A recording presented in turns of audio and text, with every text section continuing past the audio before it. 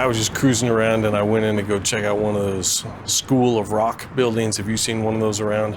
I'm driving around a big city somewhere and you see this little thing in a strip mall, School of Rock. What? What is that? So I went in there to check it out. Well, I saw parents in there. I assumed their children were in the back. The parents looked pretty bored. I think they're just wasting fiat currency, to tell you the truth. Yeah. Because all the other times I'm talking to you, I'm lying to you. So I have to specify when I'm telling the truth. For me, guitar playing is a personal pursuit. The way I've learned, it's been mainly watching people. I had this friend named Fabian Luna. Fabian, still one of my guitar heroes. He would sit down and play. See, I come from Albuquerque, as the Mexicans say it. I'm an honorary Mexican, so I can say that without any fear of cultural appropriation. I also love burritos, which helps endear me to the Mexican community. I'm a fan of tortillas. Who isn't? So Fabian would sit down in this music store called Grandma's Music. I don't know, that's what they called the shop. And I remember, I think the first time I met Fabian, I watched him play for 3 hours. I sat probably 5 feet away from him. You know, he was sitting there in a chair. I was sitting there. Maybe he was standing up, I don't remember. But I was just watching his fingers move across the fretboard. And that is how it's done. That's how you get to earn that creepy guy street cred. That's right. Yeah, you earn that by getting your nose as close as you can to some guitar player's fretboard, particularly when he doesn't know you, and you just get this blank stare in your eye. And you glaze over and you soak it up. You let it all hit you right in the face. Well, it kept hitting me in the face for hours. I became friends with Fabian, and I would show up and watch him play here and there in some different bars, different seedy joints. I like the word seedy. Yeah, it applies mainly to jazz people.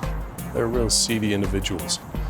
Anyway, I would watch Fabian play in these different places. I just watched his fingers fly across the fretboard. Man, he could do some cool stuff. But then later I met another guy in a music store. It was a Guitar Center. Yeah, this guy played this cool stuff, and I thought, what is he doing? I went up and asked him. Well, that was Mixolydian in whatever G I think he was playing. I figured I didn't know what Mixolydian was from my elbow or my butt, so I better learn from this guy. He told me to meet him on a certain day the next week, and I showed up, and he was there. And I walked up to him. I said, hey, remember me? And he indicated he remembered. He wasn't that far gone in dementia yet. He's probably still fine. I have no evidence that he has or has had dementia. For the record. He said, I didn't think you'd show up. And he proceeded to teach me a few things. And then we started meeting more regularly. And eventually he would come to my house and he would teach me stuff about modes, and he would listen to some basic recordings I had done. Yeah, that's how it's done.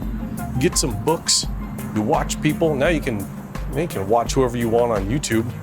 You can go ahead and check out what they're playing, watch their fingers fly across the fretboard, and no one's gonna call you a weirdo. You can sit and watch me play stuff and figure out everything I'm doing wrong, post it in the comments. And it'll be exciting for both of us. It doesn't matter, because I'm already dating your mother. I took her to Chili's right back there. Some people learn differently than others. Some people have to shell out fiat currency to go ahead and be accountable to somebody. A lot of people who do a really good job in music just go out on their own and do stuff. Just try to figure it out and record stuff, sink or swim, die trying, whatever. You just have fun, enjoy your instrument. So do you need the School of Rock?